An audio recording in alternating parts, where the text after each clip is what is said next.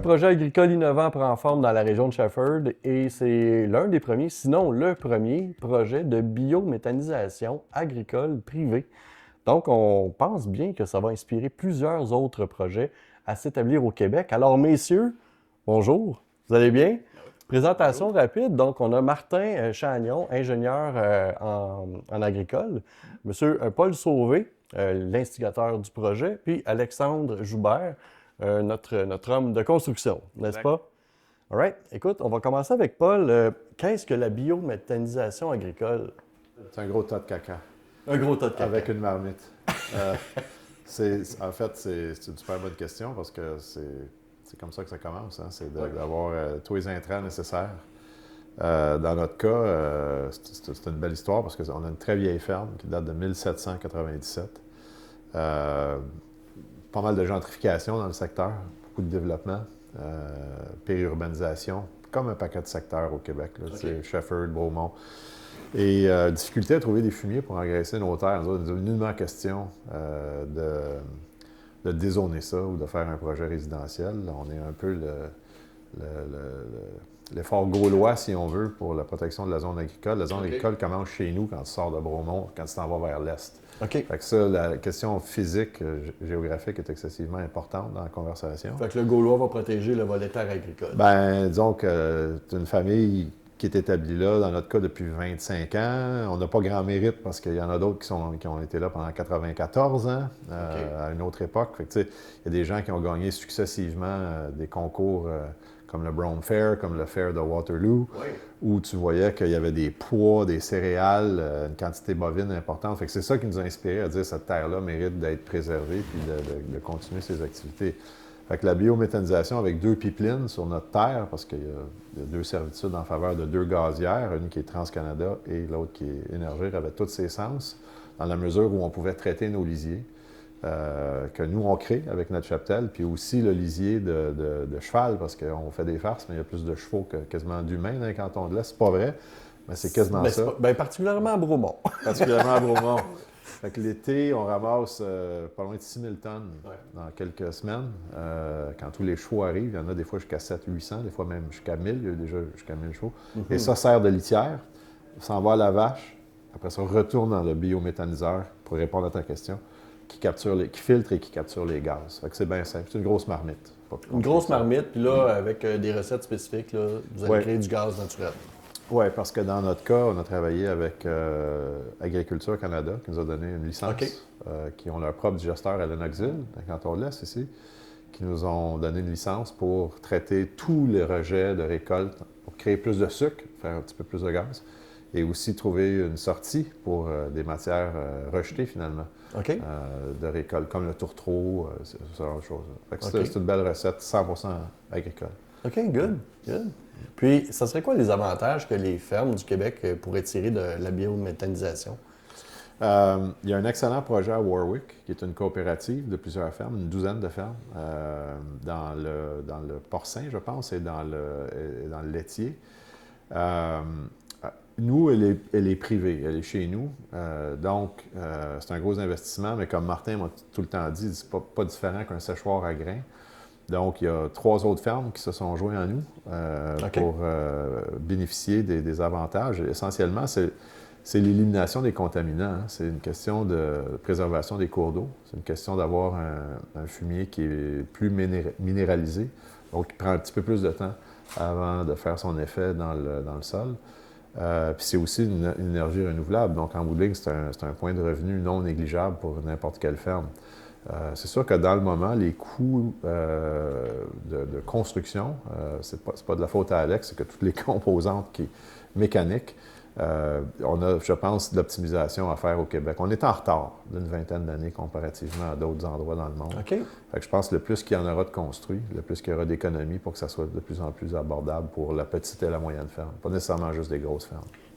Le volet économique, on va en reparler un petit peu plus tard, mais en gros, c'est que c'est dans les premiers projets, donc c'est vrai qu'il y a tout un aspect de recherche-développement qui vient être onéreux pour les premiers. Oui, clairement. Je pense que nous et d'autres avons débroussaillé pour bien du monde. Oui. C'est normal. OK. Ça m'intéresse ça. Pourquoi on fait ça, Paul? Pourquoi on débroussaille pour les autres? C'est une bonne question. Je pense, il faut y croire. Tu sais, nous, on a une ferme qui est très, très vieille. Tu sais, fait que la question se pose, est-ce qu'on la préserve? Est-ce qu'on la rend active? Est-ce qu'on la désactive? Moi, j'ai fait le choix de la rendre peut-être hyper active, je sais pas. Par l'amour du sol, par l'amour de... Moi, tu sais, depuis qu'on a réactivé cette ferme-là, on voit toutes sortes de choses incroyables, là. On voit toutes sortes de vies, là. Tu sais, on voit toutes sortes... la vie commence avec l'abeille pour nous. Ça commence avec le trèfle, meilleure qualité de sol pour avoir un meilleur trèfle, animal de meilleure humeur, bonne litière, après ça, processus de... Tu sais, c'est vraiment... Il y a une perfection dans cette circularité-là qui m'intéresse beaucoup. Puis un élément générationnel. On travaille avec l'école de Waterloo, le docteur Julien, meilleure alimentation, une serre qu'on va insérer sur le site, gazéifiée par le GSR qu'on crée. Tu sais, tu commences à rouler d'une manière commune, si on veut, avec un aspect humain où l'agriculture sort de ses gonds pour contribuer à la communauté et vice-versa. Est-ce qu'on est plus dans un projet de communauté avec tout ce qu'il y a de circulaire autour, plus que le biométhane? Parce que le biométhane devient comme un prétexte, dans le fond. Je dirais pas. Non? Non, c'est que, en fait, c'est une belle évolution. J'avais pas l'idée d'avoir cette conversation-là avec la communauté il y a 5 ans quand on a commencé. Là, on l'a eu parce que les gens ont dit « Wow, c'est vraiment... Est-ce que ça va avoir un effet positif sur l'élimination des algues bleues? » C'est la première question. Est-ce qu'on contribue à diminuer ça? Deuxièmement, est-ce qu'on élimine réellement 1000 ou 1100 ou 1200 voitures de la chaussée? Parce que c'est ça que ça fait. Fait que ça, c'est deux conversations très importantes au niveau environnemental. Après ça, au niveau de la qualité de nos sols, minéraliser des fumiers, quand on a parlé aux biologistes et aux chimistes d'Agriculture Canada qui nous ont expliqué toute la question de la morphologie du fumier dans un champ, ça, c'est une belle conversation qui peut durer longtemps. Fait que ça a commencé avec ça. Après ça, ça a aussi évolué chez Énergir, parce qu'Énergir a dit on en veut de ce gaz-là. OK. Donc, après ça, toute la partie économique de la conversation, puis après ça, tu retournes à la communauté. C'est normal. Je pense que c'est juste normal. J'ai visité des fermes au Vermont, des autobus scolaires. 5, 6, 7 ans après leur construction, les gens sont encore intéressés à comprendre la ferme, puis comprendre le processus de biométhanisation. Donc, pour moi, ça parle. Tu viens d'en parler, c'est un projet qui va toucher à la communauté, mais justement, pour réaliser spécifiquement le projet à Shefford, on a besoin d'autres acteurs. Est-ce que tu veux nous parler de l'impact de tes collègues qui sont avec nous? Rien n'est possible sans eux. Hein. Martin est là depuis le début, depuis la construction de la première étape. On en a une deuxième là, qui est en construction. Il travaille chez un partenaire aussi local qui a un cheptel de 1800 têtes à Coaticook, donc c'est un gros producteur bovin. Alex, GC Elite a été là depuis la première fosse. Sans un constructeur chevronné, on peut essayer on a un moulin assis à la ferme, on a une pelle, on a des tracteurs, on a tout ça.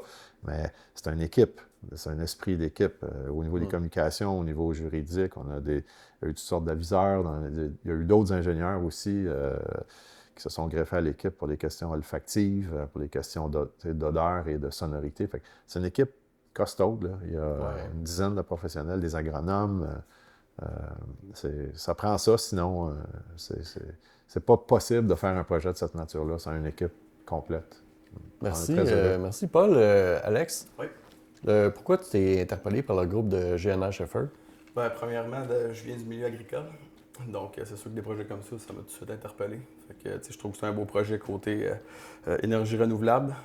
Ça touche directement à mes valeurs. Puis, étant père de 3 jeunes enfants, je trouve que c'est vraiment important de pousser ça plus au Québec. Parce comme Paul le disait tantôt, on est vraiment en retard à ce niveau-là. Donc, le fait que ce soit un projet agricole qui va être là pour durer, puis qu'on peut en faire d'autres, qu'il y a le potentiel d'en faire d'autres. Tout de suite, je me suis dit, je veux avoir l'expertise. Fais-moi le lien entre tu viens du milieu de la terre, tu viens du milieu agricole, puis construire puis travailler avec le projet à Paul. Ça fait déjà 13 ans que je suis en affaires, puis j'ai été élevé sur une ferme. Fait que ça part à la base de là. Fait que j'ai été élevé sur une terre, fait que je connais le milieu agricole. De fil en aiguille, quand on a commencé à être à notre compte, on a commencé, quand on a eu les plus grosses équipes, à faire des bâtiments agricoles parce que ça prend beaucoup de main-d'œuvre. Fait que je me suis spécialisé dans l'agricole, qui est une des parties de mon entreprise. Donc, l'expertise, je l'ai niveau agricole, côté bâtiment, côté exécution. Fait que ce projet-là n'est pas si différent des autres projets côté construction pour nous, mais c'est l'aspect autour de ce projet-là, puis qu'est-ce que ça va apporter qui est intéressant. puis d'avoir l'expertise d'en faire d'autres, puis de pouvoir encadrer d'autres clients, pour moi, c'est de l'or en barre. C'est là que je vais aller. On sort de la construction en 2 secondes. Qu'est-ce qui te passionne le plus dans ce projet-là? Quel est l'impact du projet qui fait que toi, ça te rejoint et que tu en parles avec autant de passion? Ben, je te dirais, c'est le côté, tu sais, quand on pense construction, on pense souvent, on défriche, on prend des terres. Fait que le côté que je peux redonner ce côté-là, d'avoir des énergies renouvelables.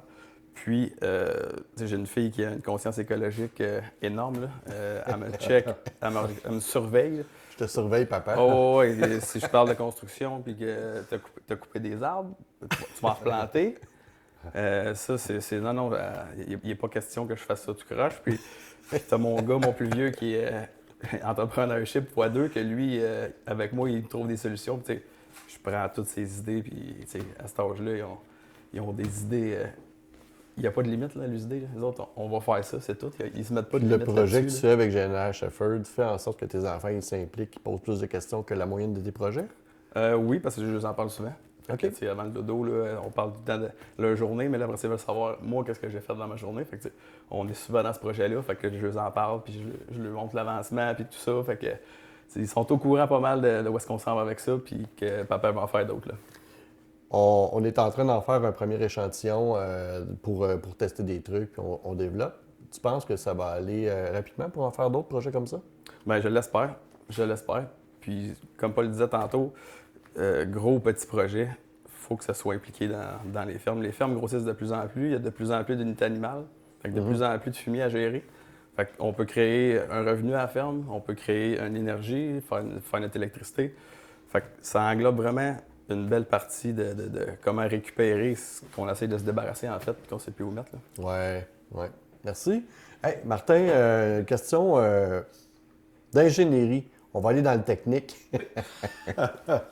Qu'est-ce que tu penses que ça va représenter l'arrivée de la biométhanisation privée dans le portrait du Québec? Bien, l'idée, on disait, c'est un des premiers projets privés là, de cette envergure-là qui peut sembler gros, mais qui est à l'échelle d'une ferme vraiment, là, qui pourrait être reproduit dans d'autres fermes de taille moyenne.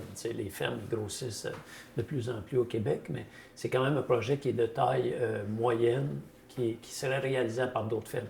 Ça prend des gens comme Paul qui défrichent et qui tracent le terrain, parce qu'effectivement, ça prend un esprit d'entrepreneur pour partir un projet comme ça. Mais il y a d'autres fermes qui pourraient faire un peu la même chose, s'adjoindre, un peu comme Paul, il reçoit des fumiers de d'autres. Les gens n'ont pas nécessairement le volume pour justifier un investissement comme ça, mais des fois, avec un ou deux voisins, bien là, de mettre en commun, de créer un gaz naturel renouvelable. On en veut, comme citoyen du gaz naturel renouvelable, on veut se libérer un peu des gaz fossiles. Fait que il faut que quelqu'un produise si on en veut. Puis ces projets-là sont... Un projet comme il se fait chez Paul, pour les gens qui vont entendre ce qu'on est en train de travailler, ils se disent, OK, moi, est-ce que je pourrais être une ferme potentiellement viable pour ce projet-là? Il faut qu'il y ait combien de têtes? Comment ça... Bien, on parle, le volume qu'on a, là, on parle de peut-être autour de 800 têtes là, chez Paul, qui va être le fumier produit par sa ferme comme tel. Puis, normalement, un projet agricole comme ça, on doit produire 50% inclus là, sur ses propres terres. OK. Donc 800 autres têtes qui viennent fournir... C'est ça qui peut venir d'ailleurs, un 700-800, un équivalent. Puis là, ça dépend quand on parle de tête. Est-ce qu'on parle de lisier porcin, de fumier de bovin ou autre? Là, dans ce cas-là, il y a le fumier des chevaux. Fait que les volumes et les têtes peuvent différer un peu. Mais le volet très technique, je pense qu'on va faire un autre podcast pour ça. Je voulais voir, tu sais, les étapes de mise en place. Là, on parle du PSP-GNR, les Ressources Canada, l'ingénierie. Un projet comme celui-là, ça représente un défi. C'est quoi tous les acteurs qui doivent être sollicités pour réussir à mener à bien? OK. Je viens de pogner de quoi, là? Bien, en fait, si on parle comme moi, comme Paul disait, on est là, Fusion Expert, depuis 2021, depuis le début, là, où Paul voulait améliorer ses bâtiments, loger un peu mieux ses animaux et valoriser les fumiers de la ferme et les fumiers qui importaient déjà des écuries Bromont. Fait que de fil en aiguille, là, les idées ont germé dans la tête de Paul, qui est entrepreneur dans l'âme. Mais ça prend effectivement, il y a de l'ingénierie agricole où nous, on est intervenus. Oui. Quand le projet s'est développé, il y a une ingénierie plus poussée en biométhanisation. Nous, on n'avait pas l'expertise complète pour ça. Fait qu'il y a d'autres ingénieurs qui sont joints à l'équipe. Évidemment, il y a un architecte qui est là depuis le début. Ouais. C'était une volonté de Paul que toutes les infrastructures s'harmonisent à l'environnement qui est magnifique. Là, si tu as vu le site, c'est un site qui est magnifique. Là, c'est comme un paradis. Là. Effectivement. Ouais. Bien, il y a une volonté et on le voit, là, la construction est commencée et ça s'en va vers ça. L'idée de départ qui était là il y a quelques années, moi, je la vois se concrétiser et on est dans cette ligne-là. Les bâtiments vont s'harmoniser au décor magnifique là, de la ferme actuelle. Mais pour répondre à la question, il y a bien du bon dans la messe. Oui, Il y a besoin d'un expert par petit coin. Oui, il y a beaucoup de gens impliqués, puis ça génère quand même de l'inquiétude. C'est quoi? C'est parce que ça a l'air tout beau, là. Vous me parlez de ça, puis je me dis, mon Dieu, ça doit être simple, puis tout le monde doit collaborer. C'est quoi les enjeux que les gens relèvent d'un projet comme ça? Ben, je pense que dans notre cas, il faut comprendre, faut avoir peut-être à regarder le documentaire de Nicolas Mescli, qui est agronome, là, ce qui s'appelle Québec terre d'asphalte. Beau reportage. Ici, tout TV, ça a une couple d'années d'usure, cette affaire-là. Ça explique clairement les enjeux de l'autoroute 19 à Laval. Laval qui a des terres incroyables, comme d'ailleurs, toute la portion du 10-30 est les terres les plus riches au Québec, hein, la mer de Champlain. Puis là, il faut comprendre la morphologie de développement des petites villes du Québec. Pas juste des grandes villes comme Laval, mais des plus petites villes. Comprendre que Drummond a des problèmes de périurbanisation, Victo a des problèmes, Shefford, Bromont, on est là-dedans à Granby. Donc, quelle est la pertinence de la vieille ferme? Quelle est la pertinence de la ferme? Quelle est la pertinence de l'agriculture? Nous autres, on a toujours voulu redynamiser cette ferme-là comme famille. On s'est dit, mais on veut le faire d'une manière responsable. Si on augmente notre cheptel, c'est bien beau, mais quelles sont les conséquences sur toutes les questions des lisiers au sol, donc au cours d'eau? Quel est notre effet? Fait que, tu parlais de communauté tantôt. C'est une grosse conversation communautaire, c'est une conversation provinciale, peut-être même une conversation canadienne. Tu sais, tu as des villes comme Toronto qui ont dit « OK, on ne touche pas une ceinture tout autour de la ville qui est agricole. » Quand tu arrives en avion au-dessus de Pearson, tu te dis ça. Tu la vois, la ceinture, mais tu vois aussi des développements énormes. Là, tu recules dans l'histoire du Québec avec toutes nos histoires de référendum et tout ça, qu'on soit pour ou contre, c'est pas ça l'important. C'est que le Québec a pris un certain pied de recul, puis là, le Québec prend un gros pas d'avant, ce qui est magnifique au niveau de sa croissance. Mais l'agriculture joue un rôle énorme dans son actuel et dans sa croissance. Donc, il faut y donner sa place. Fait que si tu périurbanises une ferme, tu viens y mettre de la pression et tu dois donc, comme fermier, trouver des solutions pour continuer à être non seulement pertinent, mais périn dans cette conversation-là. C'est quoi l'enjeu? Bien, l'enjeu, c'est, dans notre cas, je pense, ça a été une question de voisinage. Est-ce que cette ferme-là a de pertinence dans l'avenir?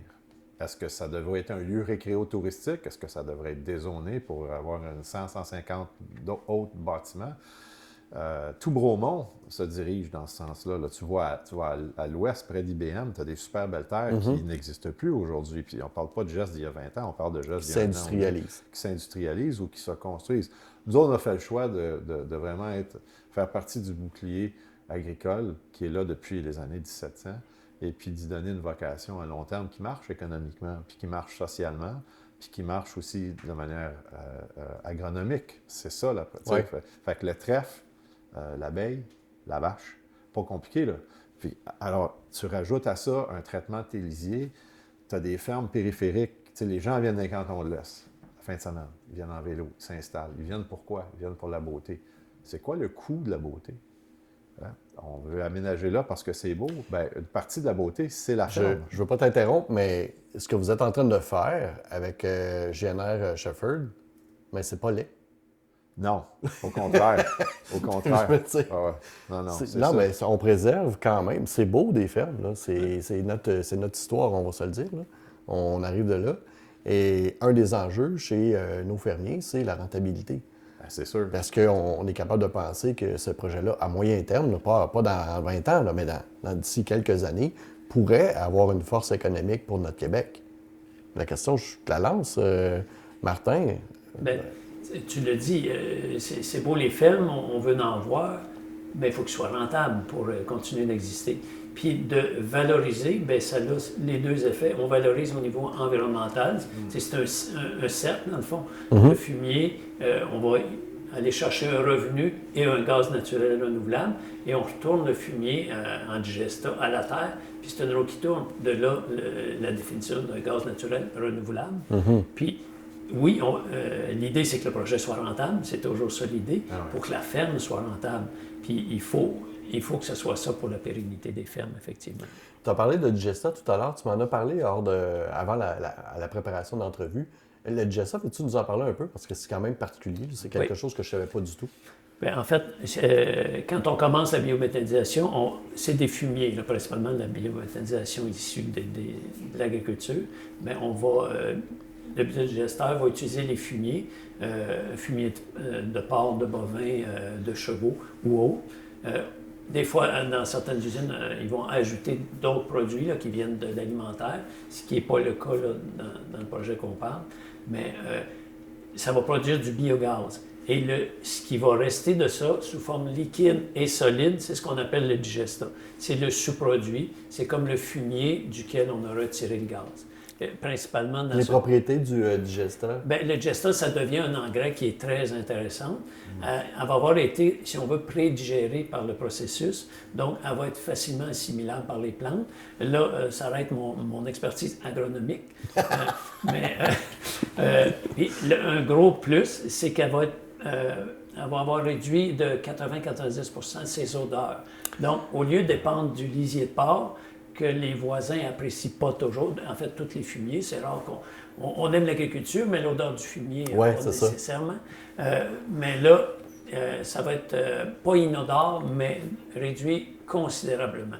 On parle de 80-90% de réduction d'odeur. À l'épandage, il n'y en a presque plus d'odeur. Ça, c'est un plus. Il y a beaucoup de plus dans la circularité d'un projet comme ça. Il va falloir redéfinir ça sent le printemps. Ça sentira la campagne. C'est ça. Puis si je peux ajouter là-dessus, ça fait en sorte que tu as moins d'engrais chimiques à étendre. Fait que côté abeille, ça remplace l'engrais chimique, ça c'est très important. C'est côté écologique, c'est un gros enjeu, là. C'est un très, très gros enjeu. Bien, c'est de maximiser ce que la nature nous donne déjà de toute façon. Puis je comprends aller chercher tous les plus. Oui, on va produire un gaz naturel renouvelable. Et ce qui sort de ça, c'est des produits qui sont très intéressants pour la production agricole. Et oui, on réduit les produits chimiques utilisés sur la ferme.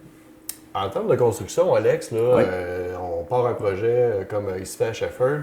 Est-ce qu'au niveau des infrastructures, des bâtiments, est-ce que c'est un gros coût additionnel par rapport à une ferme traditionnelle qui n'aurait pas ces installations-là? Bien, je te dirais, tout dépend du site. Le challenge qu'on a chez Paul, c'est qu'on est en flanc de montagne. On a du roc, fait que ça a pris du dynamitage. On a récupéré tout ce qui était de la pierre pour la construction.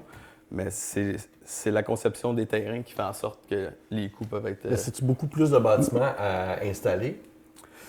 Pas vraiment, parce que le bâtiment qu'il fait là versus une ferme n'est pas un bâtiment si énorme que ça. On parle de 70 par 170. On fait des étapes de 350 par 80.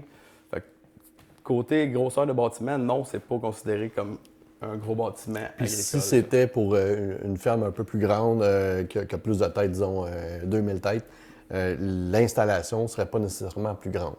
Non, parce que je crois qu'avec le cycle, là, les gars pourraient peut-être me corriger là-dessus, là.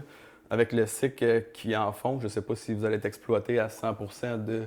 Est-ce que vous êtes maximisé avec le nombre de têtes par rapport à la grosseur du bâtiment ou il y a le potentiel d'en mettre plus? Éventuellement, oui, le site va être maximisé. On va être maximisé. Ouais. Mais tu sais, nous, on sait peut-être... On s'est pas compliqué la vie, mais on voulait être sûr que ça soit vraiment sa coche. OK. Fait que, tu sais, la question d'avoir un architecte qui soit là depuis le début pour préserver toute la question d'harmonie, de toute l'architecture du site, mais aussi, je te dirais, de l'aménagement général des lieux. Tu sais, le site, c'est un rectangle. Mais qu'est-ce qu'il y a au-delà du rectangle? Toute la question du respect des feuillus, toute la question d'une congruité sur le reste de l'architecture agricole dans le secteur, des cantons. On ne voulait pas avoir toutes sortes de méga structures qui détonnent. Fait qu'on s'est donné le soin de faire ça, mais aussi, comme Alex a dit, on a suivi le relief aussi. Tout le monde disait, mettez ça en bas près de l'autoroute, on ne le verra pas. Mais mettez ça en bas veut dire qu'on va voyager soir et matin. Il va falloir construire peut-être une maison pour quelqu'un qui va opérer ça. On a voulu garder ça dans le chemin de la ferme, en haut, pour qu'on puisse y marcher. Fait que c'est pas un projet improvisé. On a pris le temps de réfléchir, de maximiser, de questionner. Donc, clairement. Ce qui explique en même temps aussi les délais là, de c'est réalisation. C'est sûr que c'est pas une construction qui prend 6 mois. Là. Il y a des pièces qui viennent un peu partout dans le monde. Là. On a des pièces qui viennent de l'Allemagne. On a des pièces... on a éliminé toute pièce récemment. Là. On a essayé, en tout cas, le plus tard que possible, qui viennent des États. On a fait un choix d'un système canadien. On a un système de filtration au début qui venait de France, il y a 3 ans. On a décidé d'en choisir un qui vient de Blainville, qui est tout aussi bon, sinon meilleur, qui est pas loin de Laval. Alors, tu sais, il y a des choix qui ont été faits, qui ont été étudiés, mais sur toutes sortes de facettes économiques, oui, facettes de pérennité, donc d'usure, de fiabilité, et aussi de géographie. D'être capable d'avoir des pièces rapidement s'il y a quelque chose qui va pas bien, c'est très important. On travaille avec Valmetal, qui est ici, M. Tardif. Et ça, ça parle, ça, d'être capable localement d'avoir des ressources qui sont disponibles, puis qui sont efficaces, puis qui sont agréables avec qui travailler. Pour nous, si on avait tout été capable de rassembler sur le plan local, on l'aurait fait. On l'a fait au maximum possible. Tantôt, Alex parlait là, des défis du site. On est à flanc de montagne, là, ce qui fait que le site est magnifique, comme on l'a dit, mais il a été utilisé. On a utilisé la gravité pour, réduire les coûts, éliminer un peu des frais de pompage, des trucs comme ça, et pour valoriser le site, pour que ça soit moins visible, les infrastructures ont été faites en palier. Fait qu'ils vont être moins visibles. Tu posais une question, Alex, sur est-ce que ces bâtiments-là, ces équipements-là sont différents de d'autres types de bâtiments? Pas vraiment. On en a parlé un peu en début.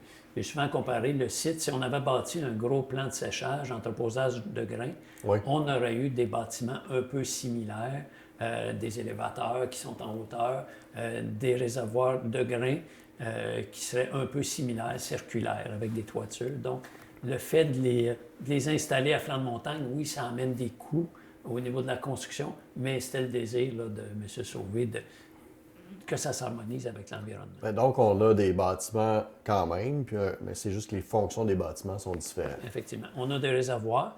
Sur une ferme d'élevage, des réservoirs de fumier, c'est courant, c'est nécessaire. L'avantage, là, c'est qu'ils sont recouverts pour capter le gaz. Et évidemment, il n'y aura pas d'odeur qui va sortir. Il y a aussi le fait que le ministère de l'Environnement a exigé qu'on ait un SAS. C'est-à-dire qu'on dompe tous nos lisiers, nos fumiers à l'intérieur d'un bâtiment qui est encapsulé, qui sont en pression négative. Fait que ça crée en partant la requête d'avoir une cabane. Versus les 337 fermes, mettons, en France. Moi, je n'ai visité plusieurs. Il y a 337 installations de petites fermes. Certains ont des cheptels de 50 têtes en France. Pense à ça 2 minutes. Mais tu sais, la ferme est à côté du village, le village est dans la ferme est dans le village, on s'entend-tu? Donc, à quelque part, ce qui se passe chez madame à côté, c'est important que le fermier à gauche, mettons, fasse ces choses de manière appropriée. La question du partage des cours d'eau, la question des odeurs. Fait que dans notre cas, au Québec, là, on est rendu dans notre thinking au niveau du ministère de l'Environnement, c'est qu'il faut tout encapsuler ça.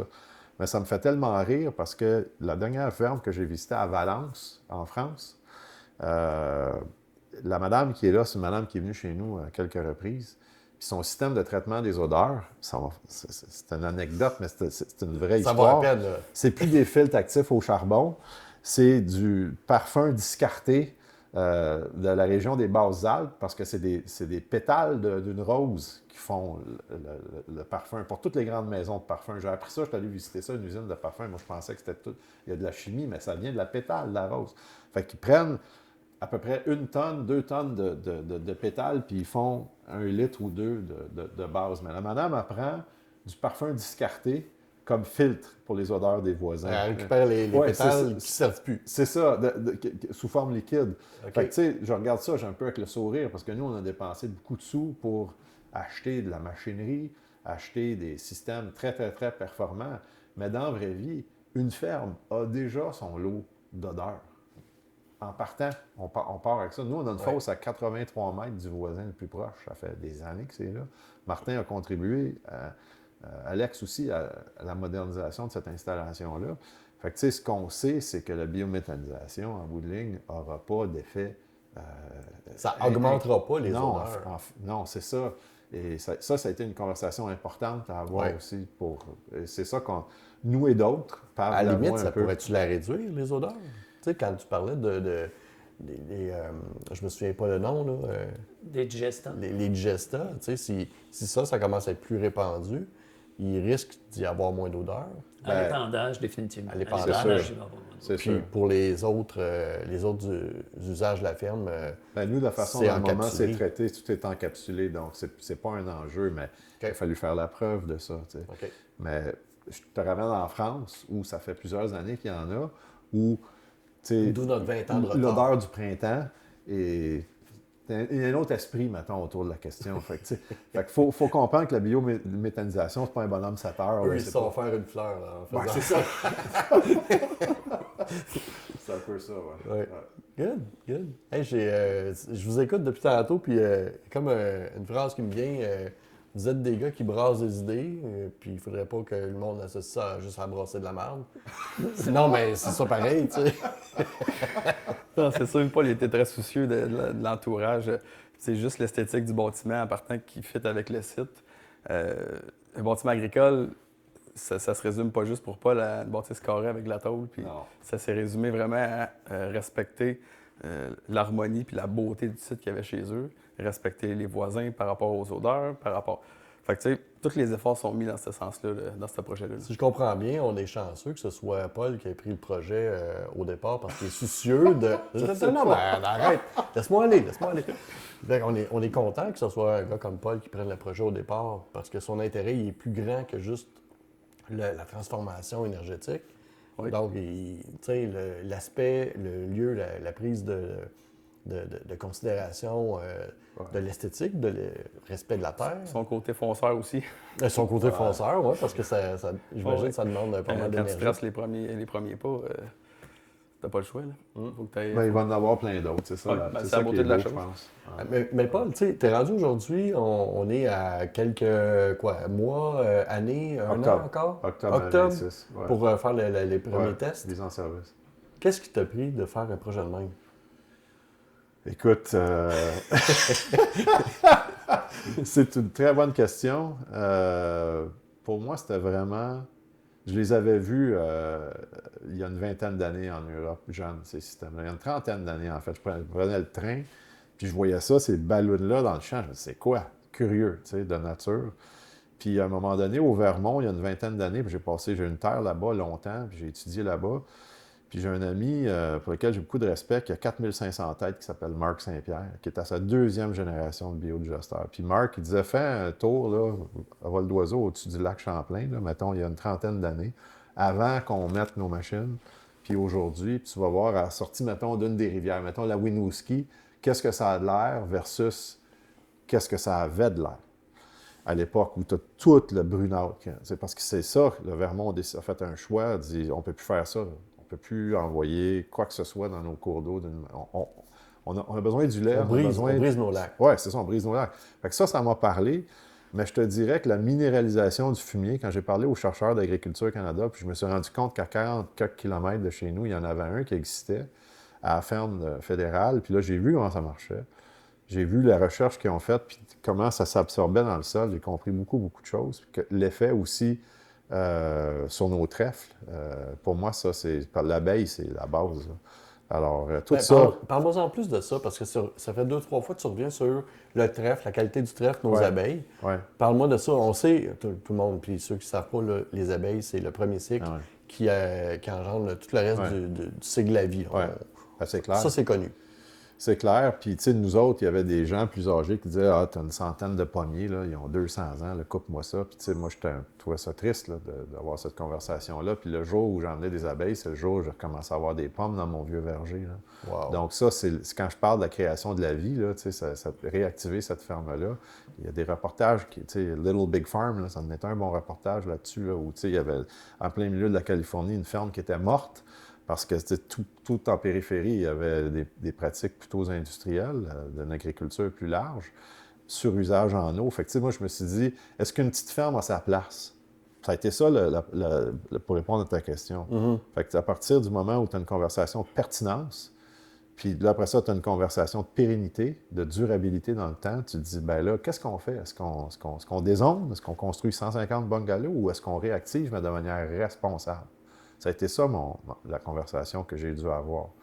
Et le choix est venu par lui-même. Des fois, le matin, on se réveille, on dit on va aller à gauche, mais en bout de ligne, c'est une ferme, c'est souvent à droite que tu t'en vas ou au centre. Parce que, En dedans, tes tripes, ils disaient non, on préserve ça. Non, ça a été ça. Puis de fil en aiguille, les gens d'énergie, des gens comme Martin, des gens comme Alex, d'autres de nos partenaires qui nous ont dit, tu sais, on s'en va comme ça, on prend cette direction. Fait que, tu sais, ça a vraiment été.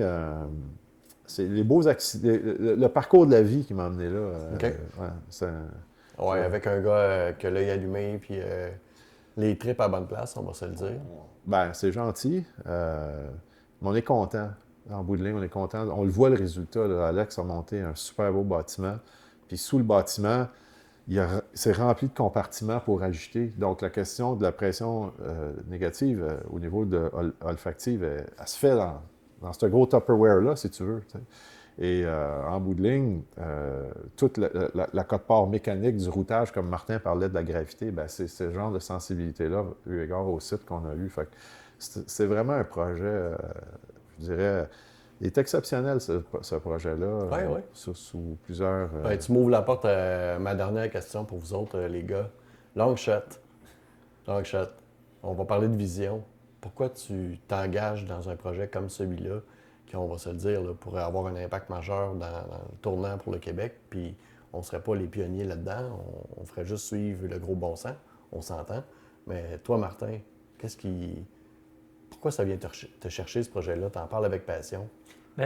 Ma passion, c'est l'agriculture, d'un. Je suis ingénieur de formation, mais je n'aurais pas été ingénieur à faire des canaux dans une ville. Là. Ma passion, c'est l'agriculture. Puis de voir la pérennité de la ferme, d'un. Produire du gaz naturel renouvelable, on en a besoin, je l'ai dit, on en veut. Bien, si on en veut et on en a besoin, il faut que quelqu'un s'investisse pour en produire. Puis de revaloriser les produits de la ferme. Puis on ne les perd pas, on les revalorise. On prend du fumier qu'on a déjà, qu'on utilise. Les agriculteurs utilisent le fumier pour réduire les achats d'engrais chimiques et autres, et parce que le fumier est disponible. Fait on va le revaloriser, on va aller chercher une énergie renouvelable de ce fumier-là, mais on a encore le fumier pour fertiliser nos terres. Puis toi, Martin, c'est tout ça. Là, toi, Martin, pourquoi toi, c'est important? Pour le gars. Pour le gars. La pérennité de l'agriculture, de l'environnement. Les agriculteurs, c'est pas toujours connu, mais la très grande majorité des agriculteurs, je travaille avec eux depuis toujours, ont une conscience environnementale. Ouais. On veut préserver nos sols, nos animaux, on en prend soin parce que c'est notre revenu, mais parce qu'on est passionné. Je suis un peu agriculteur moi-même, puis il faut que tu sois passionné pour faire ça, parce que les journées ne sont pas toujours faciles. Fait que c'est tout ça. Je résume en disant, pour honorer ta passion puis le respect pour la terre. Oui, effectivement. Good, évidemment, le côté technique est toujours là aussi. Ben oui. Arrête. Alex? Ben, moi, je dirais pour laisser ma trace dans quelque chose qui va servir à tous. Et, je pense toujours à valeur familiale, mes enfants, mes petits-enfants, mes arrière-petits-enfants, d'avoir la chance de faire les premiers pas, le premier chemin, puis de laisser ma marque dans un projet qui est écologique, qui est bon pour l'environnement, qui est bon pour la planète. Ça me parle beaucoup, c'est vraiment dans mes valeurs. Puis étant aussi un fils d'agriculteur, bien, ça vient me chercher directement. Comme Martin disait, c'est des journées de travail, c'est des 7 jours semaine. C'est du monde super travaillant, soucieux du détail, soucieux de la performance de leur terre. Donc, ils font attention à tout ce qui touche, tout ce qu'ils font. Ils sont fiers de leur ferme. puis ça paraît juste quand que tu leur en parles. Donc, c'est pour la fierté de pousser des projets agricoles puis de laisser ma marque là, dans une énergie renouvelable qui va servir à tous, puis qu'au Québec, on est présentement en retard versus ce qui se fait déjà. Donc, pourquoi qu'on n'avance pas plus rapidement? Merci, Alex. Merci. Paul, ton mot de la fin, si tu avais un souhait. Sensibilité. Sensibilité? Sensibilité, d'avoir la conscience de tout ce qui nous entoure. C'est ça que cette nature-là nous apporte toute la vie. Et puis c'est d'avoir cette sensibilité-là, de le reconnaître, d'avoir la gratitude à tous les jours, de pouvoir avoir cette chance-là, une chance vraiment unique dans mon cas, de vivre ça. D'être humble, pas toujours facile. Il y a plein d'enjeux, plein d'argent qui circule, de 2 pieds sur la terre. Je te dirais, en bout de ligne, moi, c'est un naturel. Là, je m'amuse. Là. Malgré tout ce que Martin a décrit, il y en a des difficultés. Là. C'est pas pour les scouts. Là. Mais en bout de ligne, quand tu mets ça tout derrière toi, tu vois quelque chose de... Bon, je suis en train de voir quelque chose de vraiment magnifique. J'ai l'impression d'être supporté. J'ai pas l'impression que je suis supporté. Oui, c'est ce que j'allais dire. C'est pas une impression, je pense. Non, les gars, ils sont commis. Non, c'est ça. Toute l'équipe. Il y a une équipe plus large aussi qui est derrière. C'est une grosse aventure, mais c'est une belle aventure. As-tu l'impression d'être tout petit devant si grand, puis là, je parle de si grand en voyant que c'est tout petit, la nature, mais que tout est un cycle parfait? Cette imperfection-là du cycle est parfaite. Tu as tout à fait raison. Ça, c'est sûr. Ça fait que ça, c'est le premier constat. Je te dirais que le sentiment d'être petit, ça a été par rapport au monde de l'énergie. Puis toute la flopée de gestes gouvernementaux derrière ça. Des fois, j'en reviens pas à quel point il y a une lourdeur. T'sais. Fait que cette nature-là dans laquelle j'ai la chance d'habiter, puis me ramène... tu sais, quand ça va pas bien, là, moi, je me retrouve là, dans l'étable, même s'il est 2 heures du matin. Là, puis, tu sais, je veux dire, je vais essayer de ne pas allumer trop de lumière. Là, puis, je veux dire, les filles dorment bien tranquilles, puis elles sont pas stressées. Là, fait que ça me ramène à la bonne place. Les filles, c'est les vaches? Ouais, c'est ça. Excuse-moi. C'est le oui. gars dans le game aussi. Non, mais c'est bien correct. Ouais. C'est super. Martin, merci. Vraiment, c'est important d'avoir tout ton apport technique qui nous montre que le projet il est vraiment sur la coche, puis ça a des bienfaits à tous les égards. Merci, Alex, de faire ce qu'il faut, de te faire challenger par ta fille et ton gars. Oui. Merci, Paul. C'est super agréable, très facile de faire l'entrevue avec vous trois. Puis je souhaite vraiment que ce projet-là, il explose partout, mais explose dans le bon sens. Ouais. Il se répand. Ouais. Good, merci. Ouais, merci. Avez-vous des questions, commentaires, insultes, quelque chose à compléter? Un bout que j'ai manqué? Je pense qu'on a tout couvert. Notre maître des communications? Il y avait peut-être, je sais pas si on voulait parler des objectifs énergétiques du Québec, des cibles. Ouais. Oui, bien c'est ça. Le Québec a des cibles ambitieuses. Hein? Et en matière de... Oui, parce que dans le fond, le projet pourrait venir être un allié incroyable aux cibles que le Québe se donne. En fait, il existe à cause des cibles.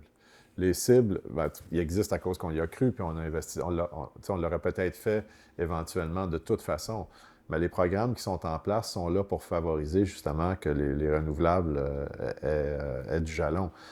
Et là, ce qu'on sent, évidemment, l'industrie pétrolière, c'est une grosse machine. Hein? Et avec les Américains ont pris une nouvelle direction. Il y a plusieurs projets de biométhanisation agricole aux États-Unis qui ont été comme complètement abandonnés. Fait que là, le Québec se dit, bien, qu'est-ce que je fais? Le Québec, on parle de Gaulois, mais le Québec a du nerf. Hein? Le Québec est capable de s'assumer, de dire, moi, je m'en vais là, peu importe. On voit le Canada le faire. Le Québec fait partie du Canada. Le Québec a sa propre dictée à émettre dans cette conversation-là, qui est, selon moi, vraiment importante.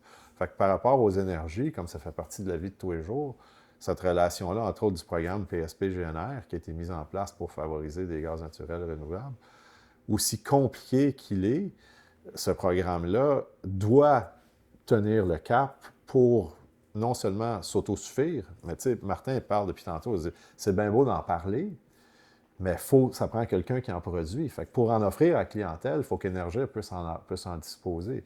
Fait que nous, on est un de ceux, il y en a d'autres qui ont dit, OK, on y va. Les sites d'enfouissement ont leur propre ont beaucoup de pertinence dans ce domaine-là.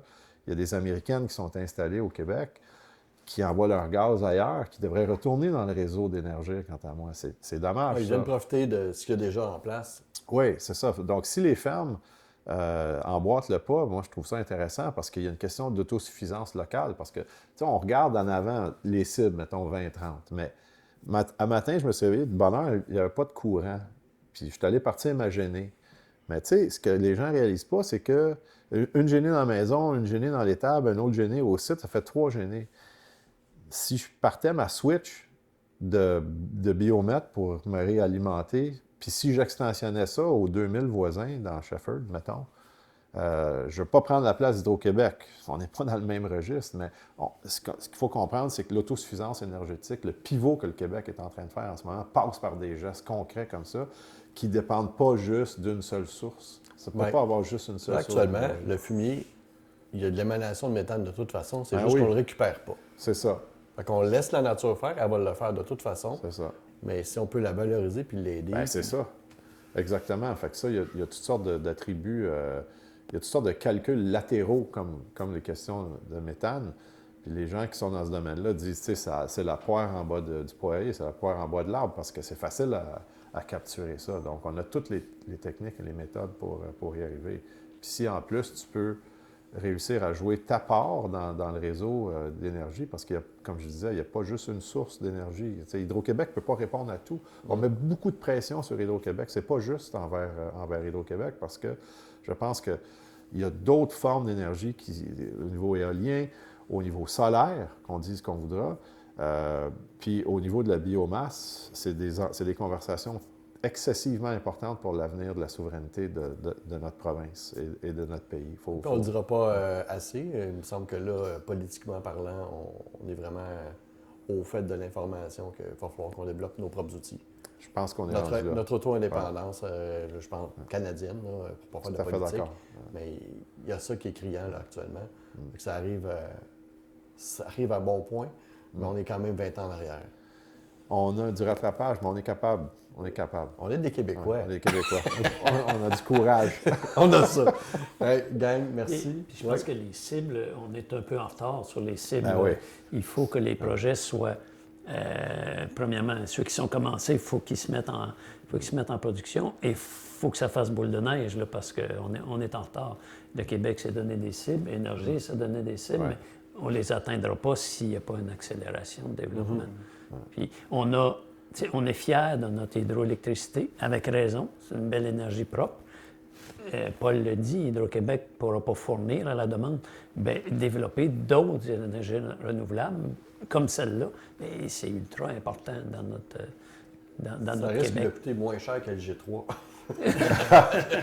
Ben, je pense que la prochaine génération de machines, comme que Alex et Martin sont en train de construire chez nous, le fait de défricher comme ça, la prochaine puis la deuxième prochaine, à un moment donné, les factures deviennent il y a une stabilisation. Là, fait je pense qu'on va en voir de plus en plus, comme en France puis ailleurs. On va suivre le pas.